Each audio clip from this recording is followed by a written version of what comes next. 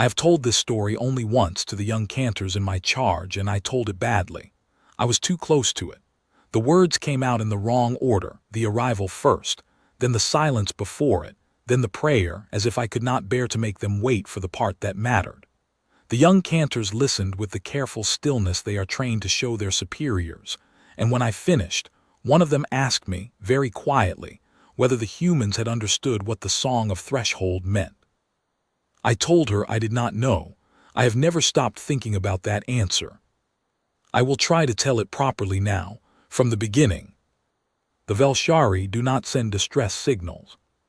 That is the first thing you must understand, because it is the thing that made everything else possible, and the thing that made everything else strange. We do not send distress signals because we have never needed to. For 600 years of spacefaring, since the first Cantor sang the commissioning hymn over the hull of our first starship and the vibration of her voice aligned the vessel's resonance coils, we have had the Pantheon. We have had the 12 voices, and we have had the Song of Threshold. You may not know what that means. I will explain it because the humans did not know either, and I think the not knowing is part of the story. The Song of Threshold is the oldest liturgical formula in the Velshari canon. It predates starships. It predates the compact of the 12 voices, which is itself older than most spacefaring species have been counting their years. The Song of Threshold is what we sing when we are at the edge, when the garrison is cut off, when the station is failing, when the colony is burning and there is no path back through the cordon. It is not a call for help in the way other species might understand help. It is not a coordinates and damage report transmission. It is a declaration of sacred intent.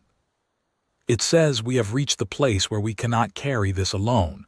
We have come to the threshold of our strength. We open the door. We sing. And the 12 voices answer. They always answer. That is the covenant. I say this so you understand what it meant when they did not.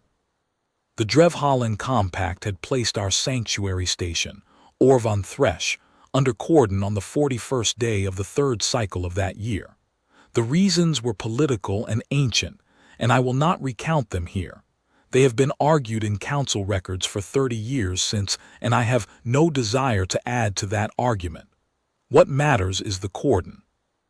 What matters is that Orvaan Thresh was the oldest sanctuary station of the Velshari, the station my lineage had served for 4 generations, the station whose song hall housed the original resonance coils from the first Cantor's vessel, and that it was being slowly, methodically strangled. The Drevhallen were not cruel about it, I will give them that. They were efficient. They closed the transit lanes one by one over the course of 8 days, which meant we watched our supply corridor narrow, and then closed the way you watch a door swing shut in another room, too far to stop it, close enough to see the light disappear. They did not fire on us. They did not threaten our lives directly. They simply positioned their vessels and issued a statement of intent and waited, because they knew the math as well as we did. Orvaan Thresh had reserves for 60 days. The Velshari High Council was 62 days away at standard transit, and that was before factoring in the 17 formal petitions that would need to be filed and heard before any fleet movement was authorized. We had, in the way of political sieges, already lost. I was not in those first days frightened. I was angry. There is a difference, and it matters to what comes later. I was angry in the way that a high cantor is trained to channel anger into preparation, into liturgical precision, into the work. I managed the ration protocols.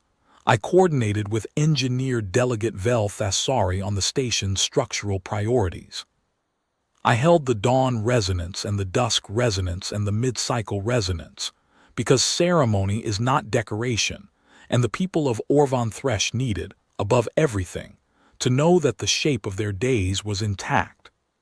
And on the 15th day of the cordon, when engineer delegate Vel Thasari brought me the report on the atmospheric processors, and the numbers were what they were, I convened the senior cantors in the inner song hall, and we sang the Song of Threshold.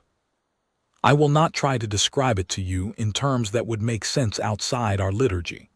There are scholars who have spent their careers on that translation project, and produced nothing that satisfies any Velshari who has actually stood in a resonance circle and felt the coils respond. What I can tell you is what it is meant to do, physically. The resonance coils, not just ours, but every set of coils on every Velshari vessel and station for 600 light-years in any direction, respond to the harmonic sequence and rebroadcast it, amplified outward. It is not a radio signal. It is not a tight beam. It is an omnidirectional resonance event that passes through shielding and hull plating and the hulls of other vessels as if they were not there because they are not, to the song of threshold, there. It fills the local space. And because the coils on each vessel rebroadcast, it fills a larger space than that. And because those coils trigger the next set of coils, it fills a larger space still. Within 4 hours of our singing, every Velshari vessel in the sector had heard the song of threshold. Within 8 hours, every vessel of every species with resonance detection equipment, which is most of them, because resonance events are a navigation hazard and everyone tracks them, had registered the harmonic sequence, and if they had an adequate translation library, understood what it meant. The 12 voices heard it first, because the 12 voices have dedicated listening platforms seeded through the sector precisely for this purpose. The covenant is clear. The song of threshold is heard. The 12 voices respond. We waited. On the 16th day, we waited. On the 17th, I held the resonance again and we waited. On the 18th day, the Drevhallen Compact sent us a formal communication noting that our distress broadcast had been received and that they wished to clarify their cordon did not prevent emergency medical or humanitarian transit, only military and resupply vessels, and that they hoped we would not require further communications on this matter. I read it in my office and set it down very carefully, and sat for a while looking at the gas giant Velshan through the observation port, its amber and violet bands turning slowly in a light that had traveled a great distance to reach us. I thought about the covenant then. I thought about it in a way I had never allowed myself to think about it before, which was as a mechanism rather than a promise. 600 years of answers. 600 years of the song going out and the 12 voices coming. What that had done to us, perhaps. What it had made us assume about how the world was arranged, about what a signal sent into the void would find there. We had built our entire theology around the premise that when the door opened, something walked through it. We had staked our civilization's confidence on a covenant that was. When I looked at it clearly in my office with Velshan turning outside my window, a relationship with specific parties who had specific decision-making processes and specific constraints that were entirely independent of our need. We had confused reliability with infinity. Those are not the same thing. I sat with that thought for a long time. I did not like it. On the 19th day, the care of hegemony, our nearest galactic neighbors, our oldest treaty partners, the species with whom we had stood at 4 different battles in 4 different centuries, sent a formal message to the Velshari High Council noting their concern about the Drevhallen action and registering their intention to raise the matter in the next General Assembly session, which was scheduled for 11 weeks hence. I read that message too. The Carev wrote with great warmth. They had been our treaty partners since before either of our species had reached the speed threshold, and there was no insincerity in their message. I have worked with Carev diplomats and I know the texture of their formal language and the warmth in it was real. They were concerned. They were registered. They would raise it in 11 weeks. The station had 39 days of reserves. On the 20th day, the 12 voices sent a reply. I have kept that reply. I have it still, filed in the archive of Orvaan Thresh under a seal that requires 2 senior cantors and a station administrator to open, because I decided years ago that it should not be easily read. Not because it contains anything shameful. It does not. The 12 voices wrote with great dignity and great care, and with a weight of genuine sorrow that I believe was entirely sincere. They explained that the song of threshold had been heard. They explained that the circumstances of the Drevhallen cordon placed any direct intervention in a category of action that the Covenant of the 12 Voices does not, under its foundational charter, permit without a formal request from the Velshari High Council and a unanimous vote of the Voice Assembly. They explained that this process had been initiated and that they anticipated a result within 3 to 4 weeks. They wished us strength and the resonance of our ancestors. 3 to 4 weeks. Our reserves were 40 days. We were 20 days in. I did not go back to the song hall. I did not sing the song of threshold again. I sat in my office and I looked at Vel Shan and I thought about the first cantor, whose voice had once split a hull plate at 40 meters and who had reportedly told the shipwrights, when they expressed concern about this, that if a hull couldn't survive a prayer, it wasn't much of a hull. And I thought about the 600 years of covenant that had preceded this moment. And I thought about the 7,300 people on Orvaan Thresh, who were going to spend the next 40 days with diminishing air and diminishing food and diminishing hope, while the Voice Assembly deliberated. Then I went to Engineer Delegate Vel Thasari, and I asked him whether there was any species within range who had not formally observed the Drevhallen cordon, who had heard the song of threshold, and had not yet sent us a polite message explaining why they could not help. He pulled the resonance propagation records and the response logs, and he looked at them for a long time, and then he looked at me. "There is one," he said. I knew before he said it. I think everyone on the station knew, in the way you know something that has been true all along even though you have not yet admitted it. The song of threshold had gone out in all directions. The replies had come from everyone who was going to reply.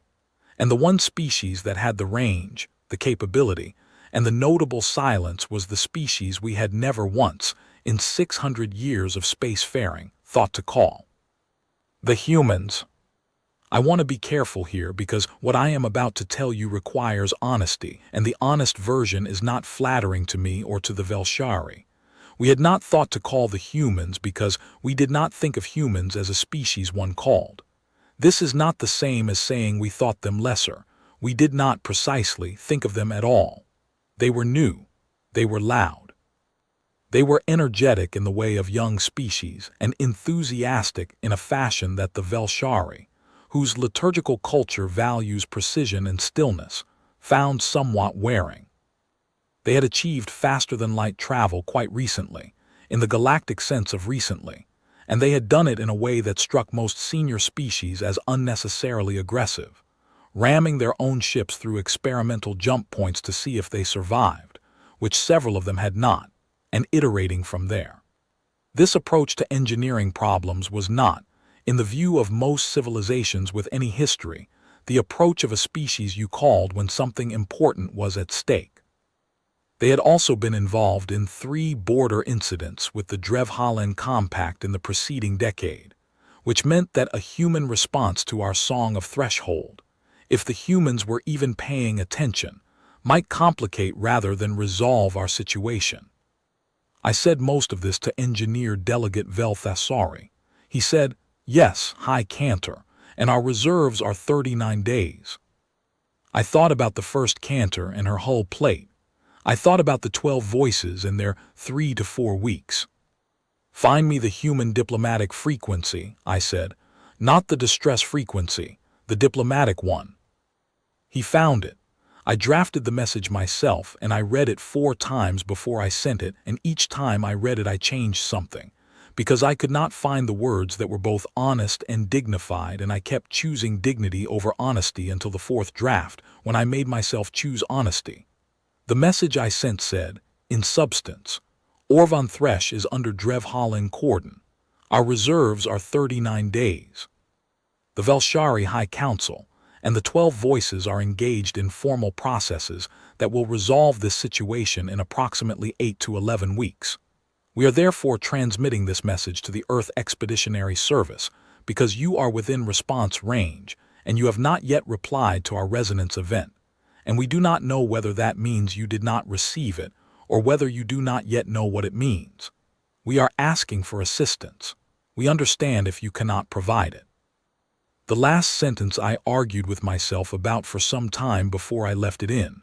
I thought it was honest. I still think it was honest. It was also, I recognized even then, a kind of hedge, a way of making the asking easier by already half accepting the refusal. I sat with the unsent message for a while, reading that last sentence, and I thought about what I was actually doing.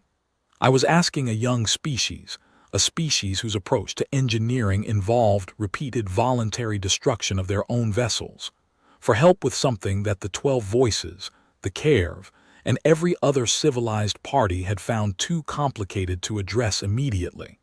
I was doing it because the math left no other option.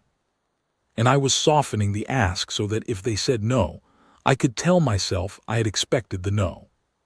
I took the last sentence out, then I put it back in, then I sent it.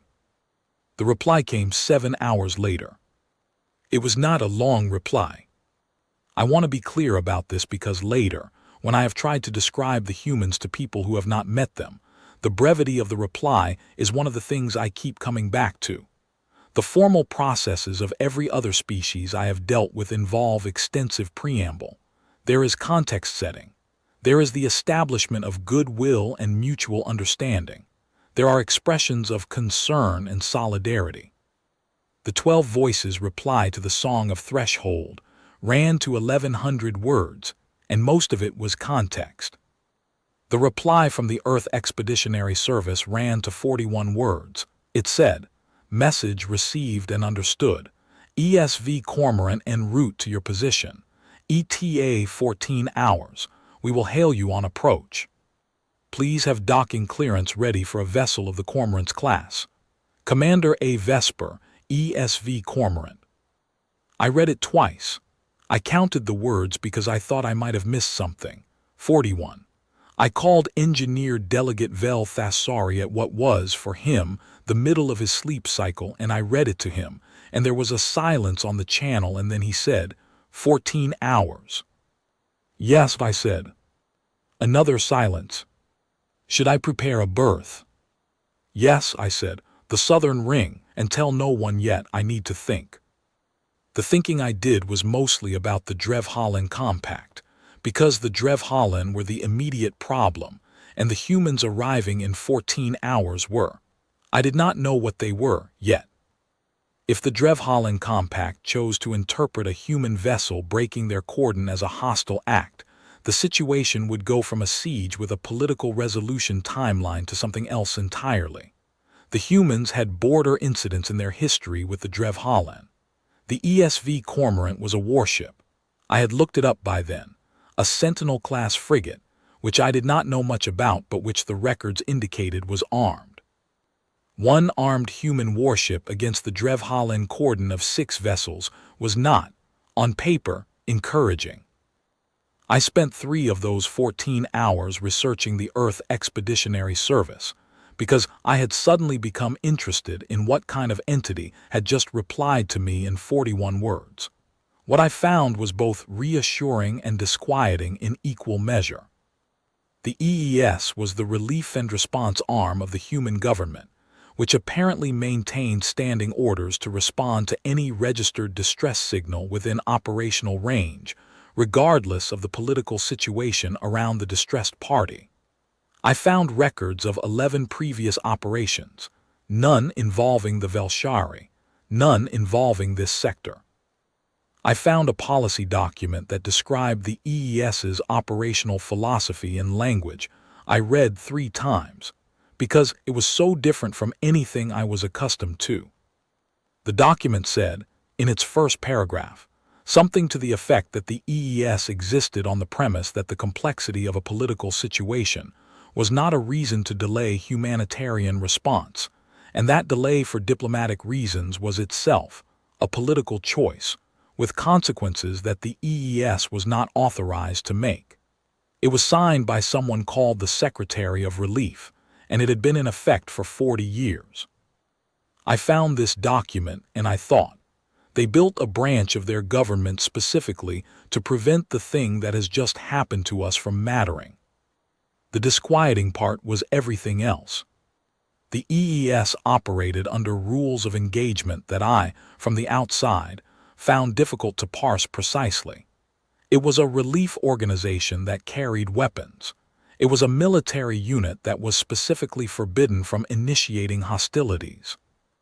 It operated in contested zones as a matter of course, and its own records described, in the same flat institutional language, operations that had included everything from food distribution to armed escort of refugee convoys to what one report described as defensive action in response to third-party fire during a medical extraction.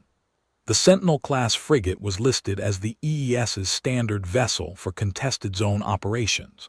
The Cormorant had been in service for 11 years. Her captain had 4 previous contested zone operations on record. She had received fire twice. She had not been hit. I found all of this comforting, and I found none of it comfortable. I did not sleep again.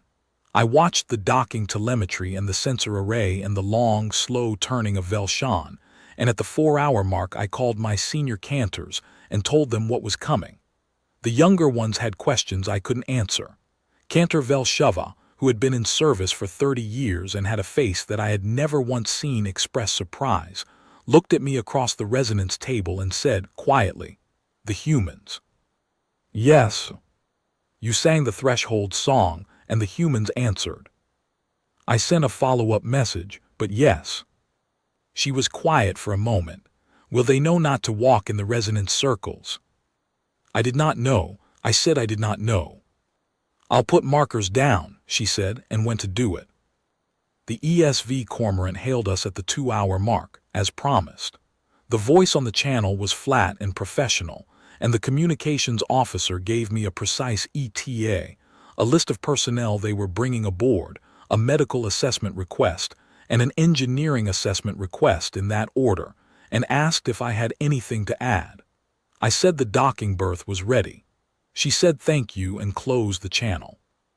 Not thank you and I'll pass that along, or thank you, the commander will be pleased to hear it, or any of the formulas the diplomatic channels typically use.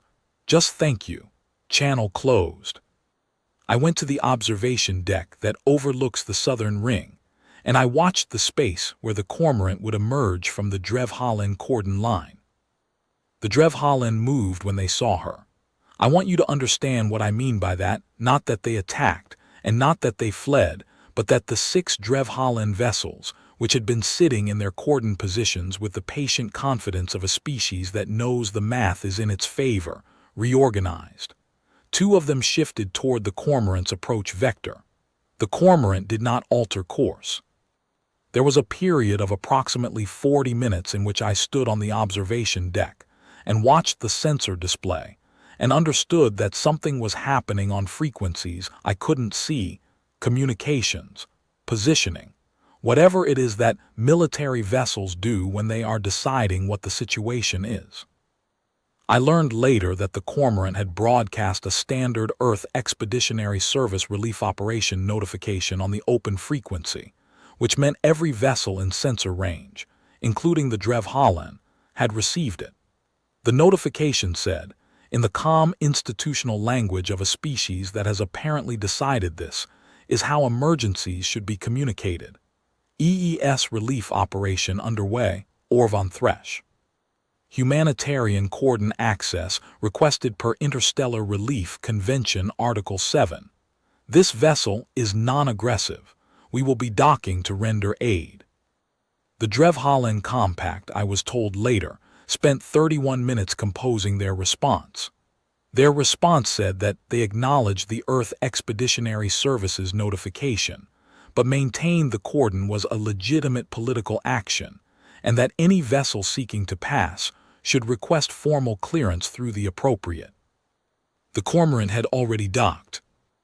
I was there when she came in.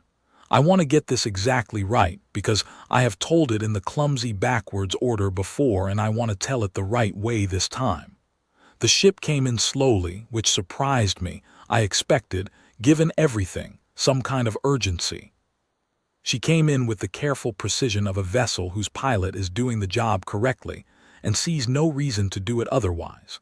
The hull was not painted or marked in the elaborate fashion of Velshari or Care vessels. She was gray-white and functional, and the scoring along her port side, which I noticed once she was close enough to see detail, was old scoring, not fresh, which meant she had seen things before and it had not changed the way she moved through a docking approach. The Cormorant was a warship, and she had come through a cordon alone, and she was docking at a sanctified station of the Velshari, the oldest sanctuary in our fleet, and she came in slowly and precisely and without theater. The ramp extended, 22 people came down it. I had been briefed on what humans looked like. I had seen images, records, the standard xenology profiles, but there is a difference between records and the thing itself, and what struck me first, standing in the docking bay in my formal cantor's robes with my senior staff behind me, was how individually varied they were. The Velshari are a species of considerable visual coherence. Our crest patterns and feather mantle colors vary, yes, but within a range that anyone would recognize as Velshari.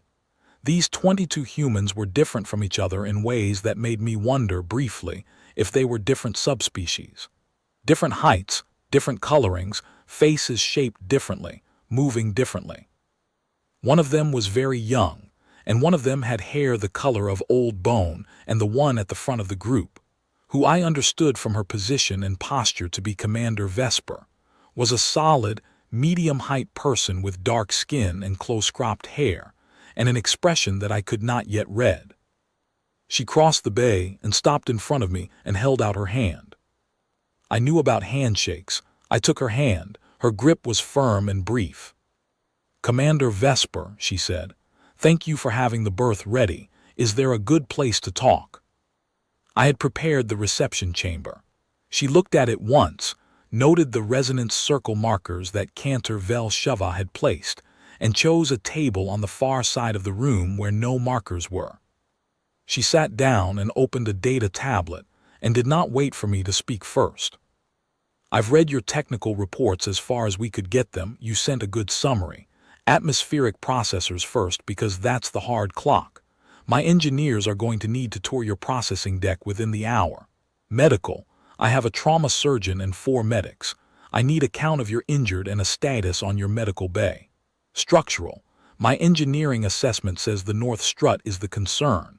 Tell me if there's something I'm missing." I told her there was nothing she was missing. "Good," she said.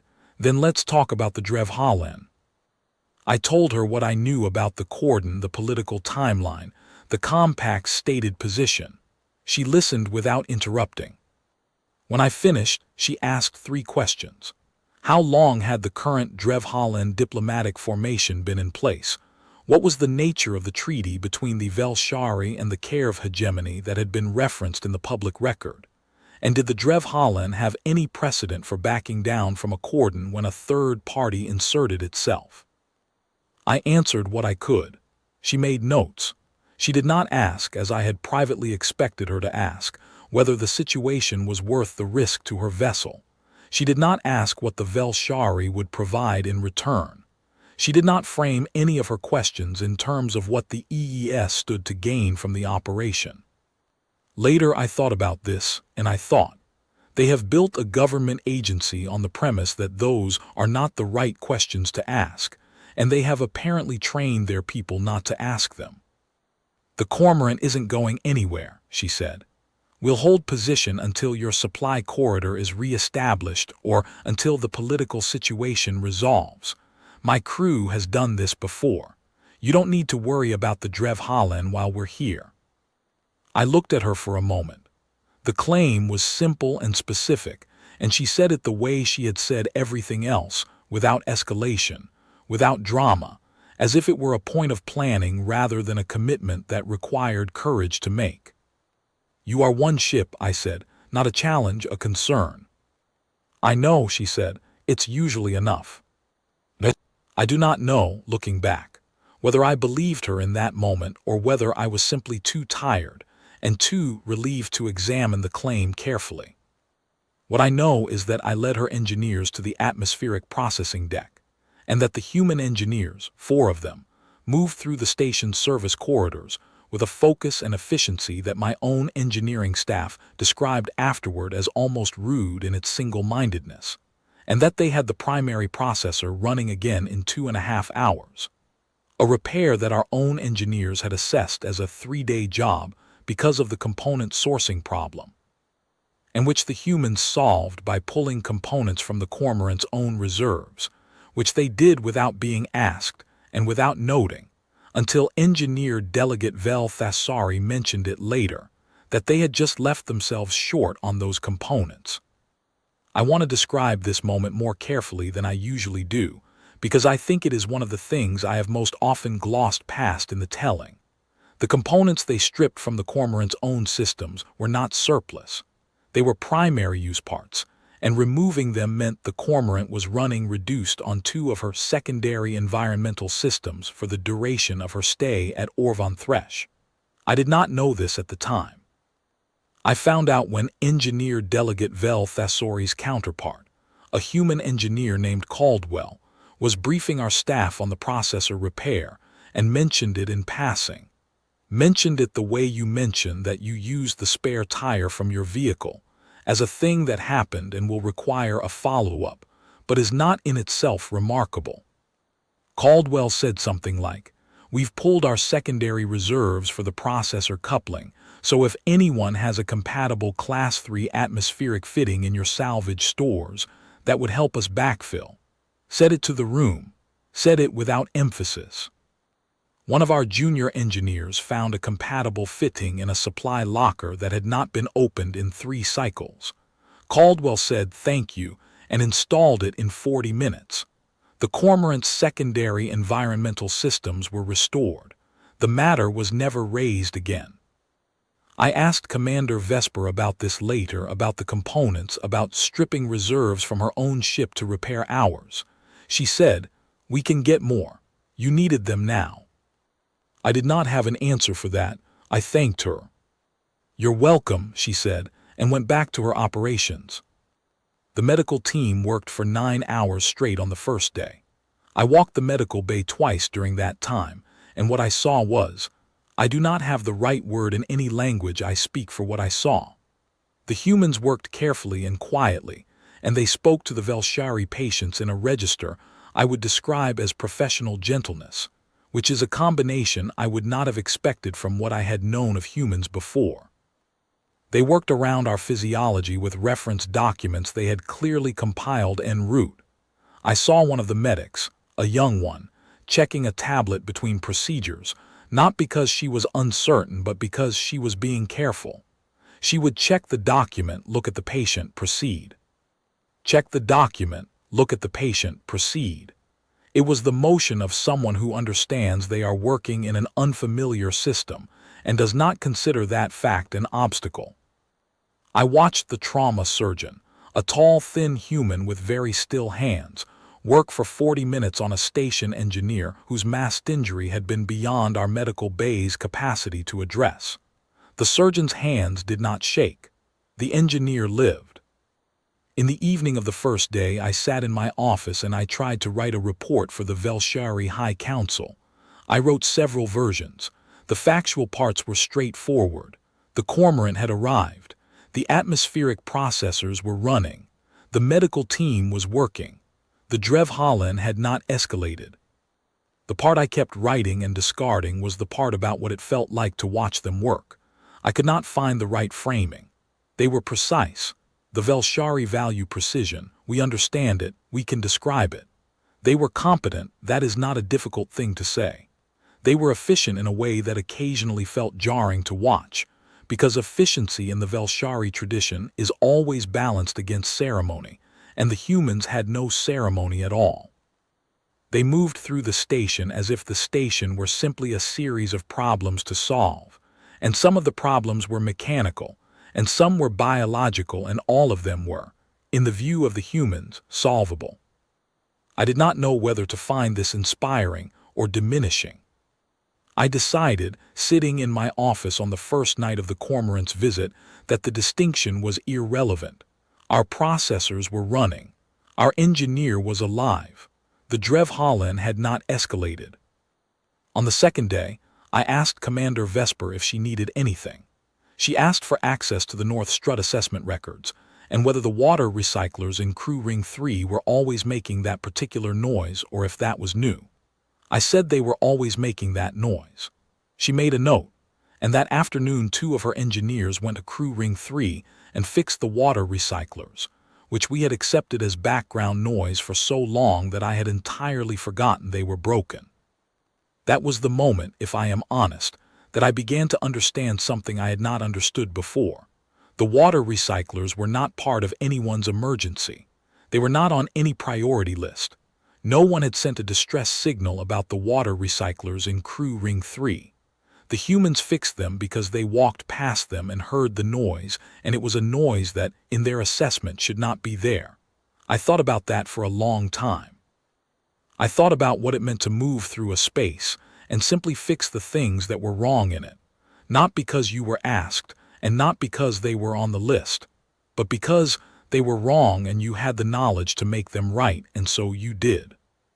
The Velshari have a concept of service that is liturgical in its origin. We serve the covenant, we serve the pantheon, we serve the resonance. Our service has a hierarchy and a theology. I had spent my life in that hierarchy and that theology, and I believed in it fully. I still believe in it.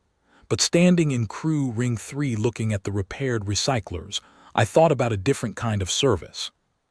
A kind that does not require a covenant because the obligation runs inward, not outward, not to the pantheon, but to the simple fact of the broken thing in front of you.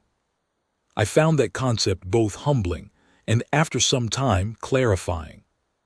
The Drevhallen Compact sent 3 formal communications during the first 2 days. The first requested a timeline for the cormorant's departure. Commander Vesper's reply, which she showed me before sending, was 4 sentences.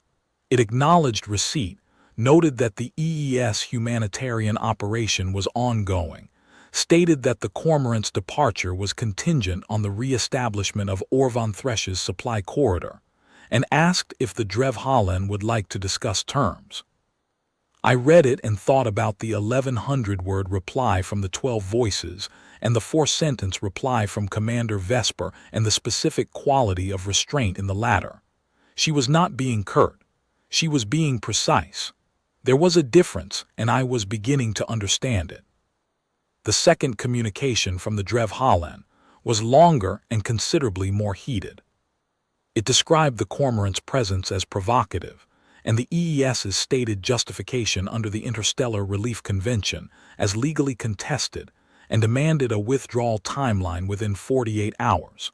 Commander Vesper's reply was 2 sentences. I do not have the exact text, but the substance was: the EES's legal authority under Article 7 had been reviewed and was not in dispute.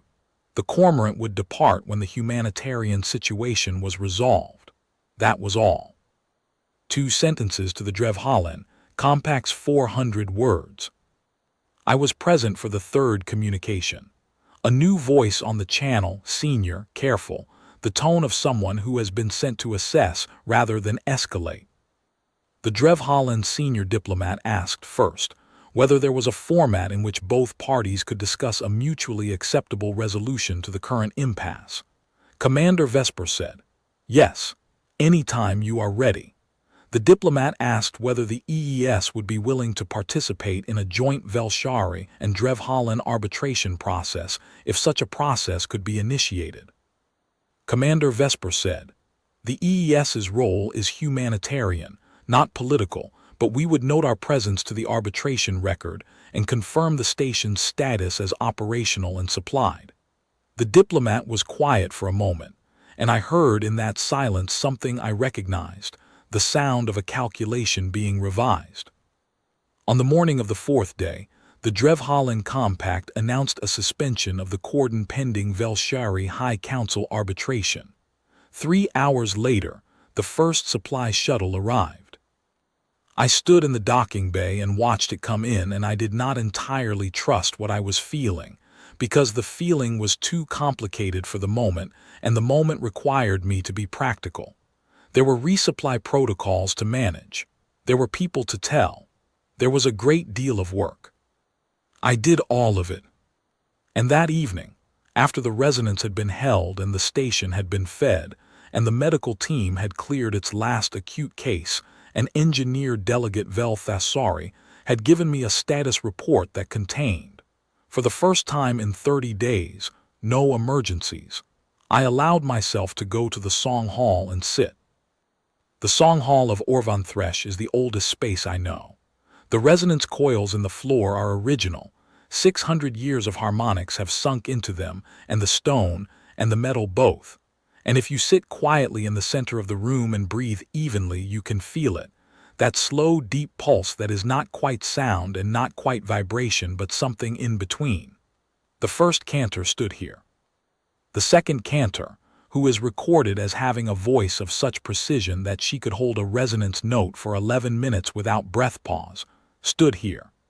Every Velshari who has ever faced a threshold and sung themselves through it has contributed something to the frequency of this room.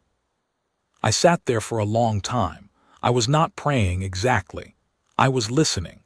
Listening is its own form of liturgy in our tradition, the capacity to receive the resonance rather than only to generate it. I had been generating a great deal of resonance for 30 days. The distress protocols, the triage management, the diplomatic messages, the reports. I had been doing and doing and doing, and now the crisis had broken, and there was for the first time a stillness in which I could simply be in the room and let the room be what it had always been. I heard footsteps behind me. Velshari do not make that particular sound. Our feet are different. Our gait is different. I knew before I turned who it was. Commander Vesper had come alone, which surprised me. She was not in uniform. She was in the off-duty clothes her crew wore, which were plain and dark, and she was carrying her data tablet but not looking at it. She stopped at the edge of the resonance circle, not because of the markers, which I realized had been taken up before the supply shuttle arrived, but because I think she sensed, the way some people can sense, that the center of a room has weight. "I'm sorry to intrude," she said. "I wanted to see it before we left." "We leave tomorrow." "First light, if that's a thing here, when your star rises." She looked up at the coils set into the ceiling, old bronze gone dark with time. "Your cantor told me this is the oldest part of the station." "Yes," I said. "The coils here were taken from the first starship the Velshari ever built. They have been singing for 600 years. She looked at them for a while. Her expression was the expression I had seen her use most often, the one I could not read clearly because it was so still, so unpracticed looking, as if she had simply stopped performing whatever expressions people usually perform and was just thinking. She looked at the coils the way her engineer Caldwell had looked at the atmospheric processor coupling, with a genuine attention that was not reverence in our liturgical sense, but was something adjacent to it. A kind of regard. "They still work," she said. "They are the ones that started working," I said. "Everything else was built around them." She nodded slowly. She was quiet for a while. I was quiet. The pulse in the floor continued, the way it always continues, the way it had continued through the entire siege without interruption, because whatever was happening outside the station, the coils did not stop. I thought about the Song of Threshold. I thought about the 12 voices and their 1,100 words and their 3 to 4 weeks. I thought about the 41 words that had come 7 hours after I sent my message and the 14 hours after that, and the ramp that had extended and the 22 people who had come down it. I thought about the water recyclers in Crew Ring 3 and the components stripped from the cormorant's own secondary systems, and the trauma surgeon's very still hands, and the young medic checking her reference tablet between procedures, not because she was uncertain, but because she was being careful. The Velshari have a liturgical concept called Vel Orvaan, which is the word we use for the state of resonance between two things that are not the same frequency, but are nonetheless in harmony.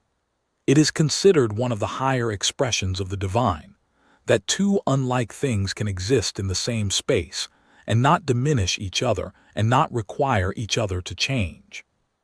It is the concept behind our sanctuary doctrine, the reason Orvaan Thresh was built as a sanctuary in the first place, the reason my lineage has served here.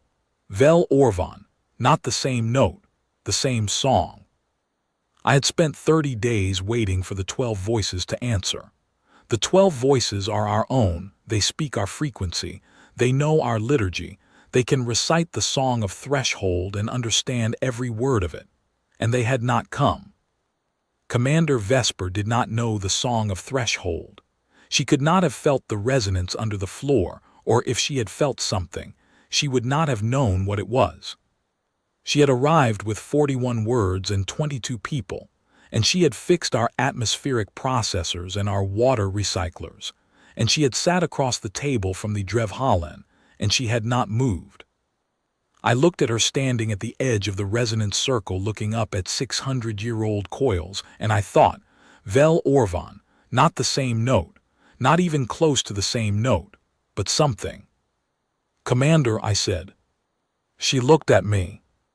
I stood and I walked to the center of the resonance circle. This is a formal act. It is the place the High Cantor stands to lead the congregation, to open the resonance, to give or receive the highest expressions of Velshari liturgical acknowledgement.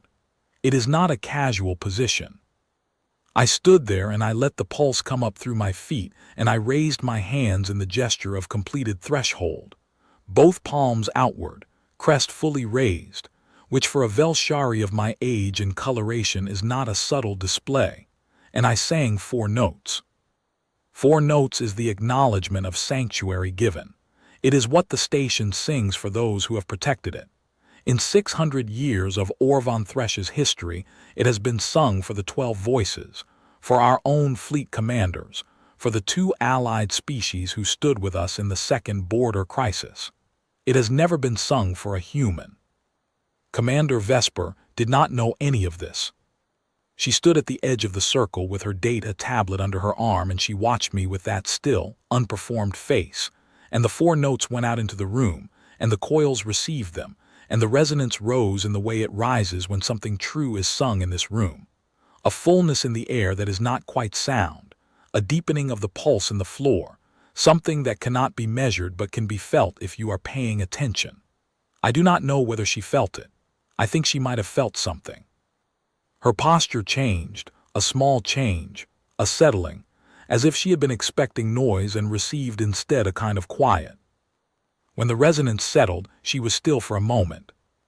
Then she put her right hand flat against her chest, a human gesture. I did not know what it meant, but it was clearly deliberate, not reflexive, and she said something. She said it quietly, in a language I did not speak, in a cadence that had the weight of something meant seriously. 2 short words from what I could hear.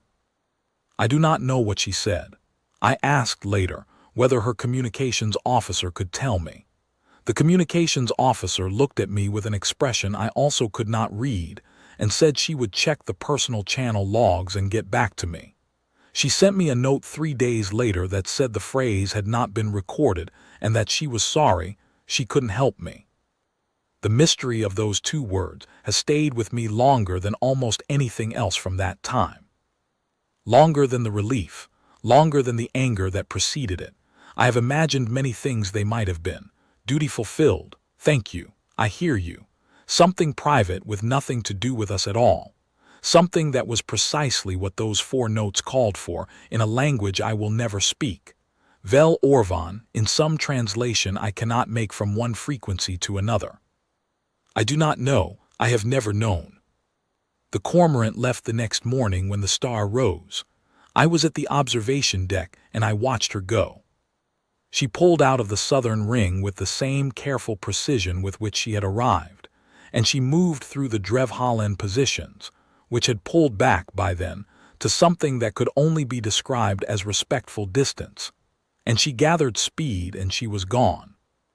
The song hall held the resonance for 3 hours after she left. I have been told this is unusual. The coils do not typically sustain a resonance without an active voice to maintain it.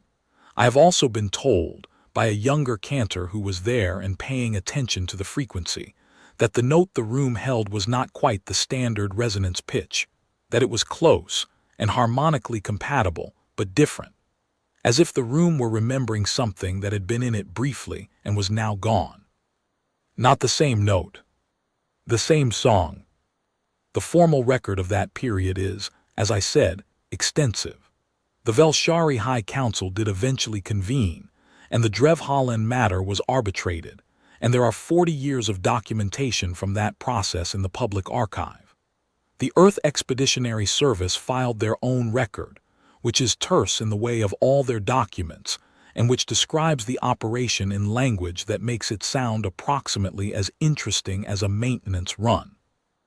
They list the crew, the repairs made, the duration, the departure, atmospheric processor restored, north strut assessed and stabilized, 13 injured, all treated, 2 critical, duration 4 days, cordon suspended prior to departure. They do not mention the Song Hall. They may not have known it was significant, or they may simply have considered it their own to keep. I sent Commander Vesper a formal letter of acknowledgement through the EES diplomatic channel 3 weeks after the cormorant's departure. The reply, which came from her communications officer, was brief and gracious, and said the crew had been glad to help and wished Orvaan continued stability. It was a kind letter. It answered nothing I had actually wanted to ask. I have read it many times. There was a period afterward when people wished to talk to me about what had happened. There were ceremonial occasions and formal acknowledgments, and a great deal of the kind of processing that a species does when something has happened that does not fit neatly into any existing category. I participated in most of it because it was my responsibility to, and because I think it mattered to the people of Orvaan to work through what the 30 days had meant, and what the 4 days after it had meant, which was in some ways the harder thing to process. The harder thing, I mean, was not the siege. The siege was understandable. Political actions have logic, even brutal logic, and the Drevhallen's cordon was a recognizable thing, a pressure applied, a calculation made. Difficult, frightening, potentially fatal, but legible. What people struggled to place was the humans, where they fit in the structure of things, how to account for them.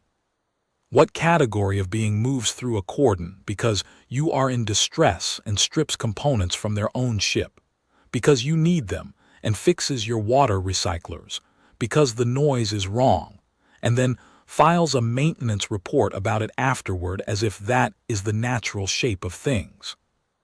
The young Cantors kept asking whether the humans believed in the pantheon. I kept telling them that was not the relevant question, and I was not entirely sure they understood what I meant. What I meant was, the question of what the humans believed was, for the purpose of understanding what they had done, irrelevant. They had not come because they shared our theology. They had come because they had received a signal indicating someone was in distress, and they were in a position to address it. The theology was ours, the response was theirs, and the two things had somehow landed in the same place. But there is a thing I have never said in any of the ceremonial occasions or the formal acknowledgments, and I will say it now, at the end of this telling. When the young Cantor asked me afterward whether the humans had understood what the Song of Threshold meant, I said I did not know. That was honest. I still do not know whether Commander Vesper or her crew understood what the Song of Threshold was, whether they knew the resonance they had walked through was a 600-year-old prayer, whether they felt the specific weight of the Song Hall's frequency, whether the 2 words she spoke in that room were a liturgical response or a professional acknowledgement or something private that had nothing to do with us at all. What I know is what they did. They came in one ship through a cordon that had stopped everyone else. They came with 22 people, and they fixed our processors and our water recyclers, and they treated our injured, and they sat across the table from the Drevhallen and they held. And when the cordon broke, they pulled out of the southern ring without ceremony or invoice or any expectation that we marked the occasion in a particular way. They did not ask what the resonance circles were for before they stepped around them. They did not ask what the 4 notes meant before they stood still for them. They moved through the holiest hall of the Velshari's oldest sanctuary, as if the holiness of the place were simply a fact to be respected without being examined, and the respect did not require understanding. And that, I have thought about this for 40 years, that may be the thing I understand least and am most grateful for. The 12 voices know the Song of Threshold. They know its history and its liturgical function and its precise acoustic parameters. They knew what we needed, and they were 3 to 4 weeks away. The humans did not know the Song of Threshold. They received our signal and they could not have heard in it what we heard. They knew only that a station was in distress and that a cordon was in place and that the math said something needed to happen. And they came. I have thought many times about what that means. I have not arrived at a clean answer. What I have arrived at is something smaller and more precise. The Song of Threshold is a declaration of sacred intent. It says we have reached the threshold of our strength. We open the door. We sing. And something heard it and it came. That it was a Sentinel-class frigate and not a voice of the Pantheon. That it was 41 words and not the Covenant language. That it was Commander A. Vesper with her data tablet and her still, unreadable face and her 2 quiet words in a language I do not speak. I have decided over 40 years that this does not diminish the answer. The Velshari have a word for the moment when the threshold is crossed, when the help arrives, when the door you opened is actually walked through. The word is Vel Shavan. It means, the note was answered. Not necessarily by the voice you expected. By a voice. I stood in the song hall of Orvaan Thresh on the day the cormorant left and I felt the resonance in the floor, and I stood in the place where the first cantor once stood and I thought, the note was answered. Whatever comes next, the arbitration, the politics, the slow work of rebuilding the supply corridor and the station's trust in itself, the note was answered. Vel Shavan. The note was answered at last.